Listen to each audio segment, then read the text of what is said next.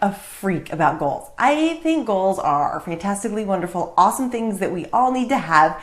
And I could go on and on and on about goals and SMART goals, you know, the like specific, measurable, attainable, relational, and time-oriented. But I want to stick with the attainable thing. So I've noticed when people set goals, they set like one of two kinds of goals. We either set goals that we know are attainable, like, okay, I've done something similar to this before, so I think I can do it again. And so I'm going to set that as my goal, because once I reach my goal, I'll be more inspired to set another goal because I'll know I can do it. And those are nice, but sometimes they're not as inspiring because we're not like challenging ourselves and pushing ourselves out there. The second thing we do with goals is make these crazy, ridiculous goals, and we're like, anything is possible. I can do this. I believe in myself. But really, in your mind, you're like, I mean, anything's possible. Like Rebecca Black made it famous, so I can. Go buy a lottery ticket. You know, that's the same thing. Like, yes, it's possible. But if you're kind of like, I'm going to believe in it because I'm going to believe in it because it's good to believe in, well, you're not doing yourself a lot of favors because you don't actually really believe it. And as the saying goes, you know, if you believe it, you can achieve it. But you guys, if you don't believe it, it's going to be really hard. So are you ready for your super simple secret? You like the way I have to make like a tongue twister? Super simple secret. It goes like this. If, assuming this is possible, what steps would I take? So get your crazy, ridiculous, amazing goal out. And instead of saying, is this possible? Say, assuming this is possible, what steps do I take? How do I get there? I was reading this book and I forget, I think it's The Magic of Thinking Big, or The Power, I think it's The Magic of Thinking Big. And they discuss this and they say, you know, this guy took this boardroom of people together. He said, okay, here's what we're going to do. We're going to get together and we're going to say, how can we make prisons unnecessary in society? And immediately everybody's like, that's impossible. We can't do that. I mean, we're always going to need prisons. And the guy said, no, stop. I didn't ask if it's possible. I want you to, now let's not ask whether or not, but if, assuming it were possible, how would we do it? And it changed people's minds, because instead of asking whether or not, then they were like, well, I mean, I guess the first thing we would do, and suddenly people's minds changed and they weren't questioning anymore. They were like on point with it. And so I think it's such a huge step that we completely forget. I will confess to you, I will share with you guys one of my ridiculously out there goals that I'm completely excited about. And that is, you'll laugh at me if you want to. Don't laugh at me, it'll hurt my feelings. But I understand if you do.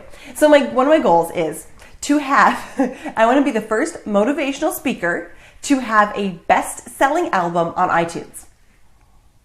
That's ridiculous, you guys. I want to be the first motivational speaker to have a best-selling album on iTunes.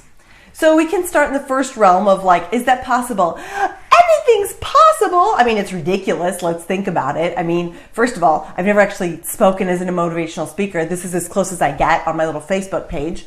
Also, there's people like Les Brown and Eric Thomas and Tony Robbins. So there's all these awesome people out there. And if they're not making motivational albums that are bestsellers, how am I going to? And I could talk myself out of this in every which way. But instead, stop and say, okay, assuming this is possible, assuming that I can have a best-selling album, a motivational best-selling album on iTunes, assuming this is possible, how do I do it? And then it changes my mindset and I do a brain dump. You guys know what brain dumps are? Has anybody ever heard of Chalene Johnson? I love Chalene Johnson. She is the most amazing person. So, besides you, because you're amazing too. She does what's called a brain dump. And this is like, get out a clean piece of paper and a sharpened pencil, because, you know, we're now in kindergarten and sharpened pencils are everything. And literally just dump everything in your head. What steps would you take? How could you get there? And as soon as you think everything you can, then take a deep breath and write some more stuff down. And then look at some of the bigger pieces and break those down. So if I wanted to do this, I want to have a best-selling album on iTunes. What do I do? Well, obviously I need content. So I'm going to have to write content. I'm going to have to write something that I could talk about on my motivational album. Is that something I can do? Well, yeah, obviously I can get on here and talk for hours every day if I could. Step 2, I have to record it. Well, my husband's a videographer, so he has some great sound equipment, so that probably would work. Or I have another friend who has has a sound booth just for fun, and I have another friend who actually has a sound studio. And even if those didn't work, I could get on Google and find a sound studio. So okay, yeah, that's something I could do. Okay, well, how about getting on iTunes? How do you get your album on iTunes? I don't know. Google it. So the next step, I Googled, how do you get an album on iTunes? And you guys, you know what? There's steps to get stuff on iTunes. You can either submit it yourself if you have all the right requirements, or you go through a clearinghouse. And so now I need to go to those clearinghouses and compare them and say, well, which one's better and what do I need for each? And then I go back to my sound situation and say, who can create the sound file that I need? And the next thing you know, you guys, it's possible for me to release a motivational speaking album on iTunes.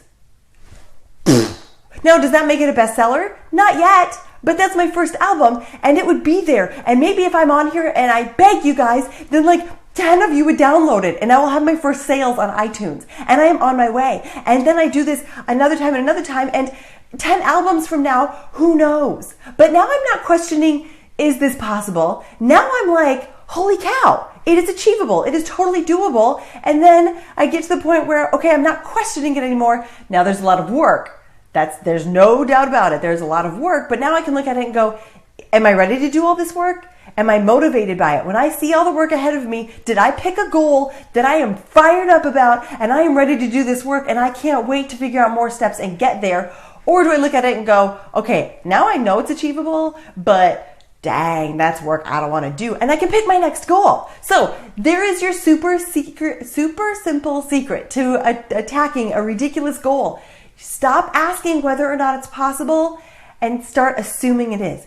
Assuming this is possible, what steps do I take? And you guys, when I have my best-selling album on iTunes, I'm going to talk about you guys about all the times that you guys came on here and supported me, even though I'm crazy.